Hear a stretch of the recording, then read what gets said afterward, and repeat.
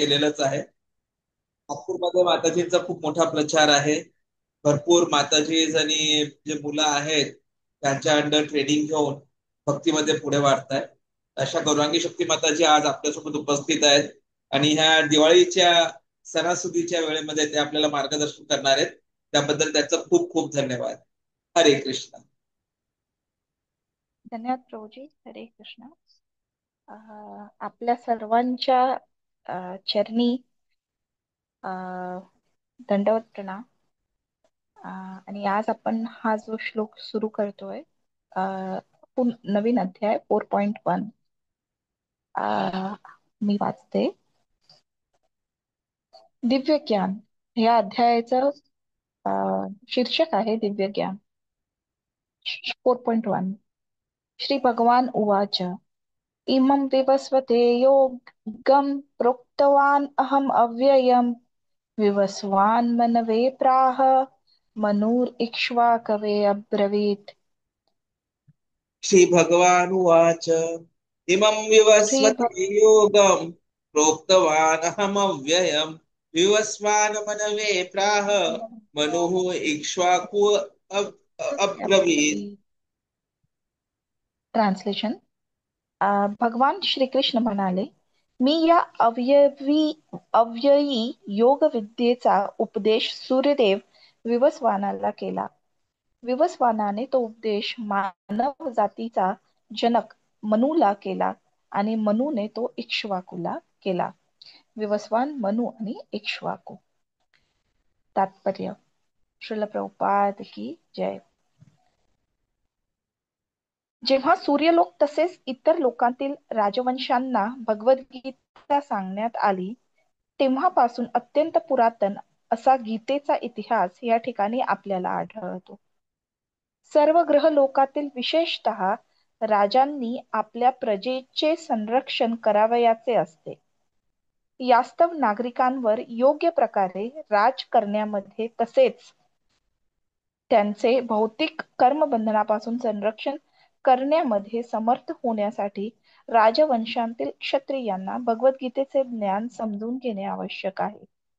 भगवंतांशी असणाऱ्या शाश्वत संबंधाचे आध्यात्मिक ज्ञान जाणून घेणे हा मनुष्य जीवनाचा उद्देश आहे आणि सर्व राजांचे तसेच ग्रह लोकांचे शासनाध्यक्ष आपल्या नागरिकांना हे आध्यात्मिक ज्ञान शिक्षण, संस्कृती आणि भक्ती यांद्वारे प्रदान करण्यास बाध्य आहेत. दुसऱ्या शब्दात कृष्ण भावनेच्या विज्ञानाचा प्रसार करणे हे सर्व राजांच्या शासन अध्यक्षांकडून अपेक्षित आहे, जेणेकरून जनतेला मानवी जीवनाच्या सुसंधीचा सदुपयोग करून यशस्वी मार्गाचे अनुसरण करता येईल. वर्तमान युगातील सूर्याच्या अधिष्ठात्री देवतेला विवस्वान म्हणतात. ते सौर मंडळातील सर्व ग्रहांचा उद्गम आहे.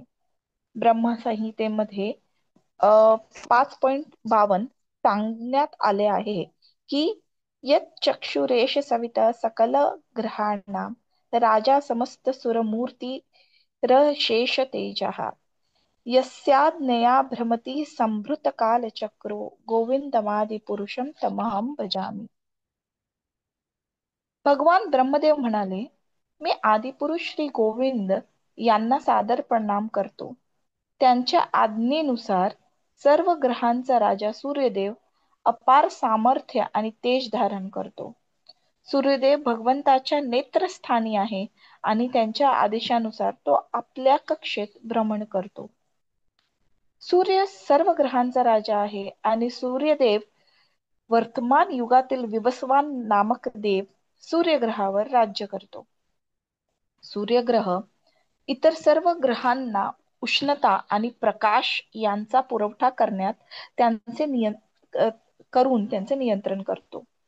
तो श्रीकृष्णांच्या आज्ञेनुसार भ्रमण करीत असतो आणि भगवान श्रीकृष्णांनी सर्वप्रथम विवस्वान भगवद्गीतेचे विज्ञान समजावून देण्याकरिता आपला पहिला शिष्य केले. म्हणून गीता हा शूद्र सांसारिक पंडितांकरिता असलेला केवळ काल्पनिक प्रबंध नसून तो अनंत काळापासून चालत आलेला ज्ञानाचा प्रमाणित ग्रंथ आहे. महाभारत शांती पर्व 348.51 ते 52. गीतेचा इतिहास आपल्याला पुढील प्रमाणे आढळतो. त्रेतायुगादौ च ततो विवस्वान् मनवे ददौ मनुश्च लोकभृत्यर्थ सुत इक्ष्वाकवे ददौ इक्ष्वाकुना च कथितो व्याप्य लोकान अवस्थितः. त्रेतायुगाच्या प्रारंभी भगवंतांशी असणाऱ्या संबंधाविषयी हे विज्ञान विवस्वानाने मनूला सांगितले. मानव जातीचा जनक मनू याने हे विज्ञान आपला पुत्र तथा पृथ्वीचा अधिपती इक्ष्वाकू याला प्रदान केले.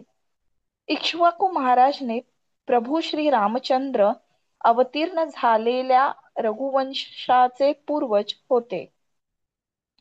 म्हणून महाराज इक्ष्वाकूच्या काळापासून भगवद्गीता मानवी समाजामध्ये अस्तित्वात आहे. 4,32,000 वर्ष चालणाऱ्या वर्तमान कलियुगातील नुकतीच 5 सहस्त्र वर्षे संपली आहेत. यापूर्वी द्वापार युग 8 लाख वर्षे होते आणि द्वापार युगापूर्वी त्रेता युग हे 12 लाख वर्षे होते. याप्रमाणे साधारणपणे 20,05,000 वर्षांपूर्वी मनूने आपला पुत्र आणि शिष्य पृथ्वी लोकाचा अधिपती महाराज इक्ष्वाकू ला भगवद्गीता सांगितली. वर्तमान मनूचे आयुष्य साधारणतः 30 कोटी 30 करोड 53 लाख. हा 30,53 लाख इतके वर्ष आहे आणि त्यापैकी 12,04 लाख वर्ष व्यतीत झालेले आहेत. भगवंतांनी आपला शिष्य सूर्यदेव विवस्वान याला मनूच्या जन्मापूर्वी गीता सांगितली हे मान्य केल्यास सर्वसाधारणपणे निदान 12,04 लाख वर्षांपूर्वी गीता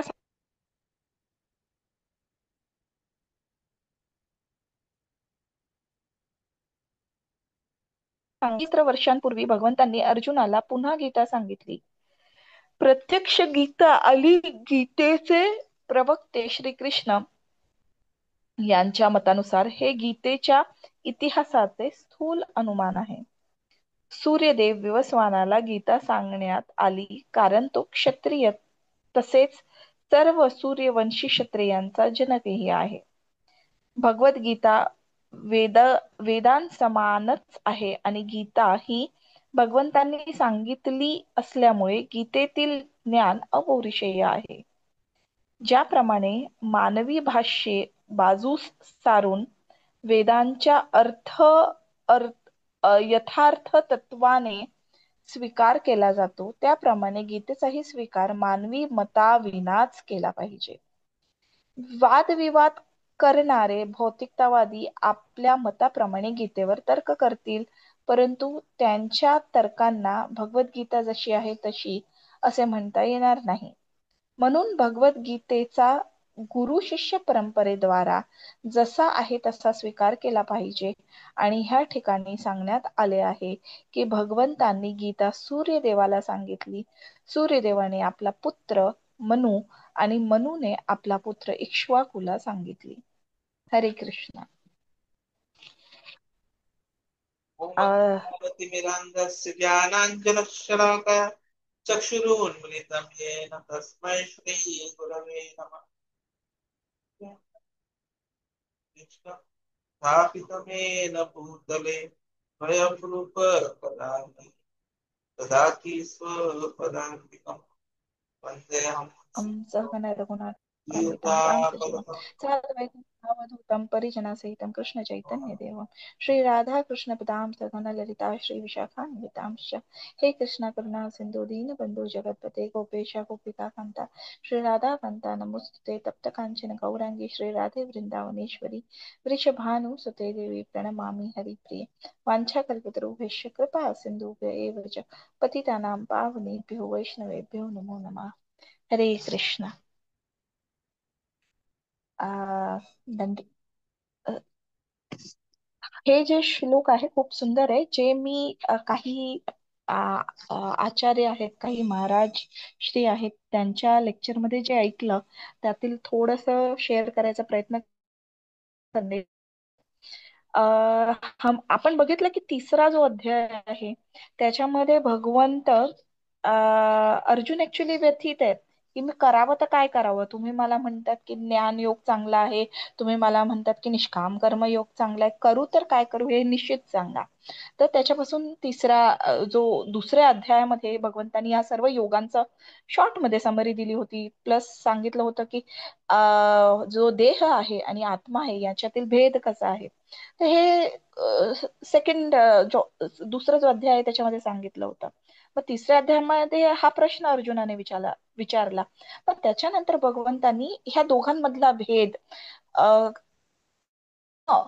कांड आणि सकाम कर्म आणि निष्काम कर्म याच्यामधील भेद सांगता सांगता काय अर्जुनाला करण्या योग्य आहे हेही त्यांनी खूप क्लिअरली सांगितलं.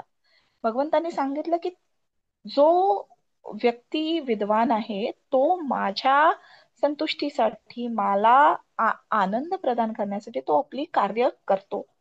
हा तो स्वतःच्या इंद्रियाच्या तृप्तीसाठी कोणतीही कार्य करत नाही. त्याच्यावर अर्जुनाने प्रश्नही विचारला होता की असं का होतं की माझी इच्छा म्हणजे कुणाची इच्छा पाप कर्म करण्याची नाहीये तरी देखील त्याच्या हातातनं पाप घडतात. त्याचं उत्तर देताना भगवंतांनी सांगितलं की आपला सगळ्यात मोठा वैरी कोण आहे, हा काम आहे. कामरूपेण वैरीना, याच्यापेक्षा मोठा दुसरा वैरी नाहीये. काम कुठे कुठे असतो, काम कसा आपल्याला कव्हर करतो है ना. जसं 3 उदाहरण दिले गेले होते, आपण जे 3.38 मध्ये चर्चा केली. तर काम 3 प्रकारे आपल्याला आच्छादित करू शकतो की ज्या प्रकारे एखादा झाकलेला, गर्भामधील जो शिशु आहे तो गर्भाने झाकलेला आहे. एखादा मिरर आहे, आई मिररला मराठीमध्ये मला शब्द नाही येते, आरसा. त्या आरशावर धूळ आहे. तर तसा आता आरशाचं काम ते होऊ शकत नाही, आपलं प्रतिबिंब ते दाखवू शकत नाही, तर ते धूळ आहे आरशावर. आणि जसं अग्नी आहे, अग्नी प्रज्वलित आहे आणि पूर्ण आजूबाजू पूर्ण जो अग्नीचा आपण धुवा म्हणतो किंवा मराठीत त्याला शब्द मला आता आठवत नाहीये, तर ते धूर जे आहे ते आजूबाजू पसरलेले, आत अग्नी आहे हे दिसतही नाही है ना. तर अशा 3 प्रकारे हे काम आपल्याला आच्छादित करू शकतं. तर मनुष्याच्या स्थितीमध्ये काय आहे की अग्नी आहे आणि त्याच्या आजूबाजू धूर आहे, परंतु तरी ती थोडी थोडी अग्नी प्रज्वलित आहे. आणि ती जर प्रज्वलित राहिली तर हा धूर हळूहळू तो समाप्त होऊन जाईल, अग्नी प्रज्वलित राहू शकते. तर हा धूर काय आहे, कामरूपी आहे आणि तो अग्नीला हा आच्छादित करीत आहे. तसंच आरशाच्या वरती जे धूळ साचलेली आहे ते कामरूपी आहे. त्याच्यामुळे काय होतं की आरशाचं योग्य कर्म ते करू शकत नाही.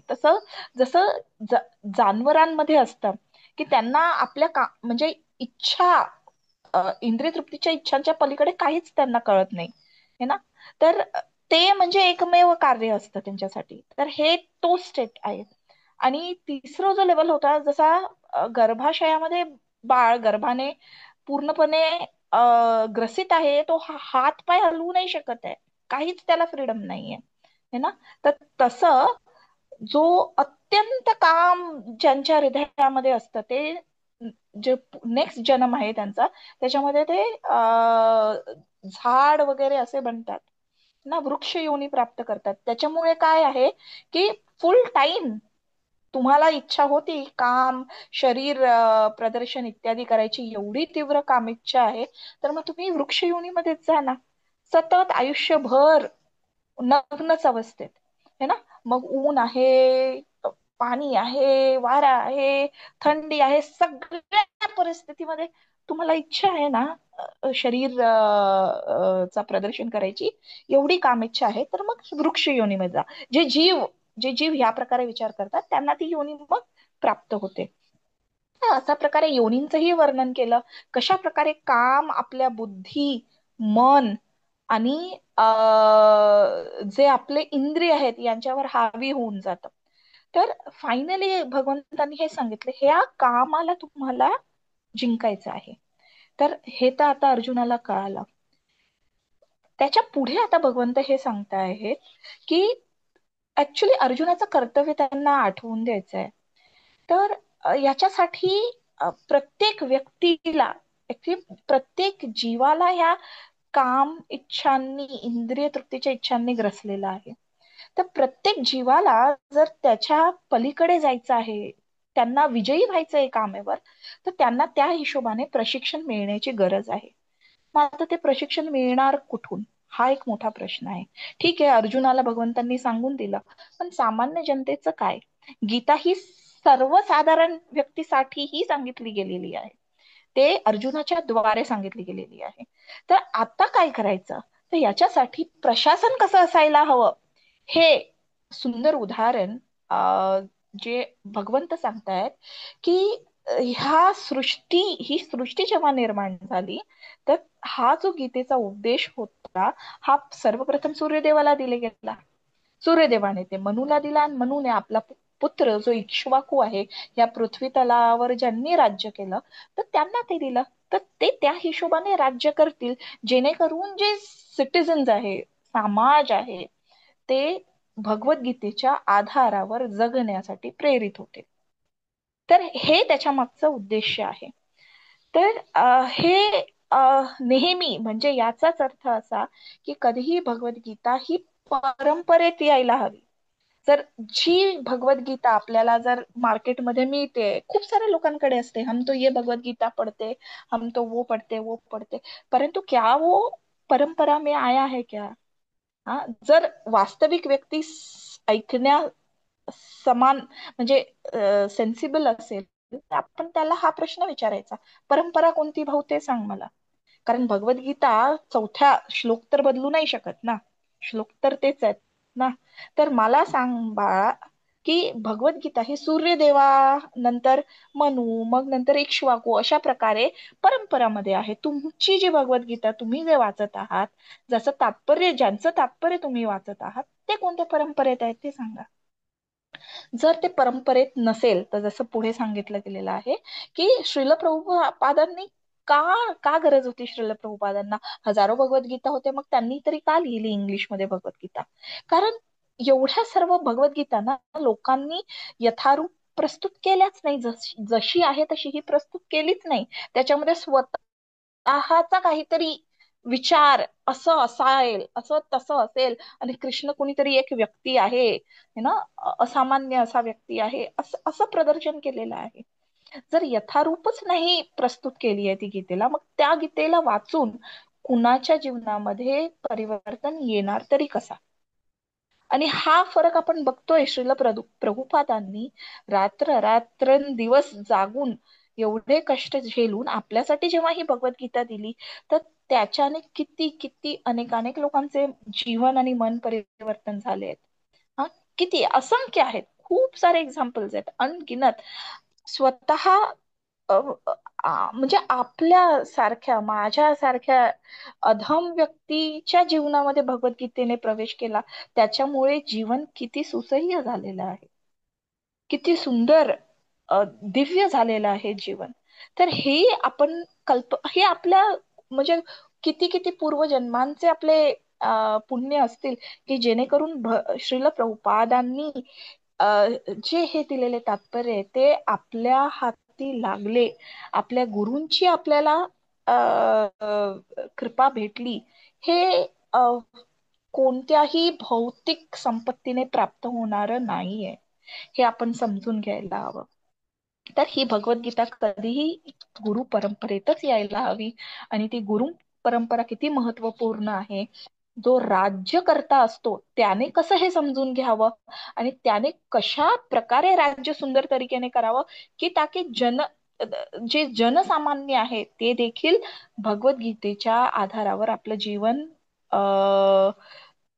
जो आहे आध्यात्मिक स्तरावर ते घेऊन जाऊ शकतील, आणि जो ह्या जन्म मृत्यूच्या चक्रातून जो मुक्तीचा मार्ग आहे तो ते गाठू शकतील.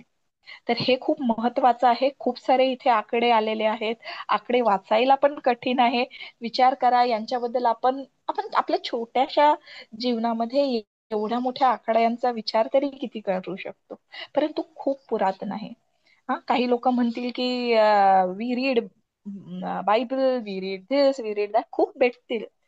हा, डे इन डे आउट खूप भेटतात. आता मेडिकल कॉलेजमध्ये खूप सारे मुलं केरला, कर्नाटका, तामिळनाडूचे असतात, आणि त्यांना जर विचारलं की तुम्ही दिवाळी सेलिब्रेट करतात का, ते मुलं म्हणतील वी डोंट सेलिब्रेट दिवाळी. हा, आम्ही दिवाळी नाही सेलिब्रेट, हे आमचं त्योहार नाहीये. मग काय रे बाबा, तू काय सेलिब्रेट करतात? तर कधीतरी ओणम सांगतात आणि मग म्हणतात वी सेलिब्रेट ख्रिसमस. म्हटलं हो, म्हणजे विचार करा की एवढं आपल्याला भ्रमित केलेलं गेलेलं आहे की पाश्चात्य जगाचं जे सो कॉल्ड ख्रिसमस आयडिओलॉजी, त्याला आपण आपलं समजतोय आहे, आणि आपलं जे आहे याला विचार आपल्याला माहिती नाही की भगवद्गीता किती श्रेष्ठ आहे, भगवद्गीता किती सुंदर आपल्याला ज्ञान देत आहेत. हे लुप्त होण्या अगोदर आपण त्याला खूप चांगल्याने आपण त्याचा सांभाळ करायला हवा. हे खूप महत्वपूर्ण आहे. म्हणूनच राज्यकर्ते कसे असायला हवे. पॉलिटिशियन्सना भलेही काही क्वालिफिकेशन नाहीये, परंतु कमीत कमी भगवद्गीता तरी वाचून त्याच्यावरची परीक्षा तरी द्यावी, असा एक आपण जनसामान्यांनी एक डिमांड करायला हवा. कारण भारतवर्षामध्ये ही प्रथा राहिलेली आहे की प्रत्येक राजघराण्यामध्ये भगवद्गीता, महाभारत यांचं पठन, ज्ञान हे प्रसारित होत होतं. ते आज लुप्त झाल्यामुळे आज सगळे फक्त स्वतःचा विचार करतात, कसं लोकांना आपण शोषित करावं, कसं माझ्याकडे सर्वांचा पैसा यावा, हाच विचार असतो. परंतु जो व्यक्ती भगवद्गीता जर त्याने जाणलेला आहे, जर त्याला पहिल्याच क्षणात भगवंतांनी दिलेलं जे डिफरन्स आहे, आत्मा आणि शरीर याच्यामधला भेद जर कळाला, तो ह्या चुकीच्या मार्गाला कधीच जाणार नाही. अकर्म तर विकर्म तर मुळीच करणार नाही. तर हे खूप महत्वाचं आहे की भगवद्गीतेचं ज्ञान हे सर्वांसाठी आहे, आणि आपण आपल्या परीने हे सर्वांपर्यंत वितरित करणं खूप खूप गरजेचं आहे. मग सर्व लोक ह्या जगातही राहून खूप आनंदी राहू शकतील, आणि जे सगळ्यात सुंदर आनंदमय लोक आहे त्याच्यापर्यंतही पोहोचू शकतील. हरे कृष्णा. स्वामी श्रील प्रभुपाद की जय. Thank you so much. आता प्रभूजी, आपण एक माळा जप करू शकतो ना? हरे कृष्णा. आपण एक माळा जप सुरू करूया. जय श्री कृष्ण चैतन्य प्रभु नित्यानंदा, श्री अद्वैत गदाधर श्रीवासदि गौर भक्तवृंदा. हरे कृष्ण कृष्ण कृष्ण हरे हरे, हरे राम राम राम हरे हरे. हरे कृष्ण कृष्ण कृष्ण हरे हरे, हरे राम राम राम हरे हरे. हरे कृष्ण कृष्ण हरे हरे, हरे राम राम हरे कृष्ण कृष्ण कृष्ण हरे हरे, हरे राम राम हरे हरे. हरे कृष्ण कृष्ण कृष्ण हरे हरे, हरे राम राम हरे हरे. हरे कृष्ण कृष्ण कृष्ण हरे हरे, हरे राम राम हरे हरे. हरे कृष्ण कृष्ण कृष्ण हरे हरे, हरे राम राम हरे हरे. हरे